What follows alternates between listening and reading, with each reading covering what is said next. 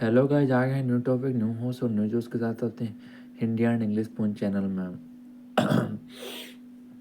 आइए इस टॉपिक में फ्यूचर ऑफ इंग्लिश। कल आप लोग का टेस्ट है, ये आपको पता होगा। कल क्या कहते हैं, कल 20 मार्च है। 20 मार्च नहीं यार, भाई क्या कल कौन सा, हाँ कल 20 फरवरी है, फैब है। तो 20 फैब को क्या कहा जाता है, आप लोग का टेस्ट है। टेस्ट के दिन आराम से बेस्ट दीजिएगा और ज़्यादा कुछ नहीं, टेंशन नहीं लेना है, सब चीज़ सही होगा। अपना ऊपर भरोसा रखिए, believe in your self, anything possible, हमेशा ये बात को याद रखिए। और एक मॉर्निंग में भी सोच रहे हैं कि ये तीनों चैप्टर का रिविजन करवा ही देंगे। ट्राई करते हैं, देखते हैं कहाँ तक पहुँच पाते हैं। मेन दिक्कत है ना, मेरा उस वक्त ऑनलाइन क्लासेस रहता है। मेन बात, हम भी खुद नहीं फ्री रहते हैं, इधर तबीयत भी ख़राब, इधर शादी ब्याह, 3-3 4-4 बजे तक जगना, हालत ख़राब हो जाता है। फिर भी कंटेंट कोशिश करना, एक अच्छा रूप से पढ़ाना, एक अच्छा रूप से बताना, एक अच्छा भाईचारा से रूप से बात करना, ये भी कला होता है। फ्यूचर ऑफ इंग्लिश इसी के बारे में सिखाया। आइए इस टॉपिक में देखते हैं फ्यूचर ऑफ इंग्लिश चैप्टर 8, ठीक है। और आइए इस टॉपिक में देखते हैं क्या क्या है। देखिए, future of English is bright, यानी ये आपको क्वेश्चन हुआ कि फ्यूचर ऑफ इंग्लिश यानी इंग्लिश का फ्यूचर कैसा होगा। जैसे लैटिन का, लैटिन कितना साल पुराना था, 800 साल पहले। किससे था, इंग्लिश से। इंग्लिश इंग्लिश कितना साल पुराना था, 1500। ये सब चीज़ पॉइंट कॉमन याद रखना चाहिए। डायरेक्ट वहाँ से आए तो कुछ दिक्कत ना पड़े, ठीक ना। और यानी फ्यूचर ऑफ इंग्लिश में वही है कि लैटिन क्या कहता है, लैटिन कितना पुराना, इंग्लिश कितना पुराना था, तो 800 वर्ष पुराना था। ये एकदम मोस्ट कॉमन क्वेश्चन है कि कल देखिए क्वेश्चन एकदम कन्फर्म में रखिए, कन्फर्म रहिए कि पूछेगा। यानी the future of English is bright and secure. Secure यानी जो फ्यूचर ऑफ इंग्लिश का एकदम सुरक्षा और सुनहरा है, समझ सकते हो, सुरक्षा और सुनहरा। ठीक है, अगला देखते हैं। फ्लोइंग है द 3 एरिया, यानी 3 एरिया में क्या कहते हैं, डेवलप कर रहा है इंग्लिश के लैंग्वेज को रैपिड, यानी तेज़ी से बदलाव हो रहा है पूरा लास्ट फ्यू डिकेड, यानी डिकेट्स। डिकेट्स मतलब याद रखिएगा 10 ईयर, यानी दशक। दशक इसको हिंदी में करके यार, दशक 10 साल हो गया, काम खत्म। ज़्यादा टेंशन, 10 दशक देखो, 10 साल हो गया, काम खत्म। और यानी यही पता जा रहा है कि 3 को जहाँ पर एरिया है जहाँ पे इंग्लिश बहुत ज़्यादा तेज़ी से विकास कर रहा है लास्ट 10 सालों में। फर्स्ट ग्रामर, सेकंड स्पेलिंग और थर्ड प्रोनाउंसिएशन। यानी ये इंग्लिश जो है तीन कुछ दशकों में बहुत ज़्यादा से बदलाव उसमें हो रहा है। किस किस चीज़ में, ग्रामर में, स्पेलिंग में, प्रोनाउंसिएशन में, ठीक है। और इंटरनेट, इंटरनेट भी बहुत ज़्यादा रोल है यहाँ। ये भी क्वेश्चन यहाँ से भी देखिए कन्फर्म है कि इंटरनेट कौन सा ऐसा बेटर रोल है जो इंग्लिश को ग्लोबल लैंग्वेज बना रहा है, तो कौन है, इंटरनेट, ठीक है। इंटरनेट जो ऐसा रोल है जो इंग्लिश को डेवलपमेंट में ग्लोबल लैंग्वेज बनाया जा रहा है। Why is Latin so no longer in use, यानी लैटिन भाषा को क्यों लॉन्गर यूज में नहीं ले जाया जाता।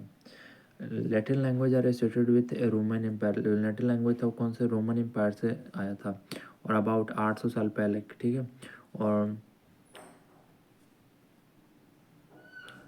और it was a world language, और जो लैटिन था 800 साल पहले वो वर्ल्ड लैंग्वेज कहा जाता है। But at Roman empire language के spread all over the Europe and many few recovered and varieties come into use.